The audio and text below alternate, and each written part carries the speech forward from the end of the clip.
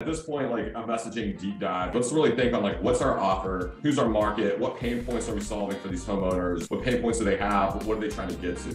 What do the testimonials say? Now, secondly is the offer. So right now it's saying get paint quotes. And I think some are like a free estimate. We need something a little bit stronger. So I mean, this image is saying contact us for our booking discounts. Well, what are those booking discounts? When it comes to writing, we want to look at the different angles. And that's where reading testimonials will help inspire what to write. Even without knowing any of it, you can always count on just thinking about human emotions. What are common emotions? People love attention.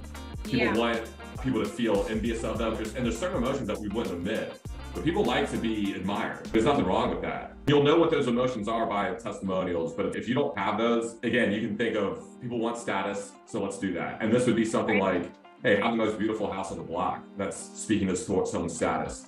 And then you can always inverse. But right now, when it's this early, we can just be testing out any one of these angles. I'll keep using the emotions as an angle. Think of the angles as the reasons why people buy. Everything is emotionally driven, so it's pretty easy. But we want to translate that into like their actual, like that emotion as it relates to a specific product. Hey, we're not going to talk about, hey, you want to get status, get a dope car.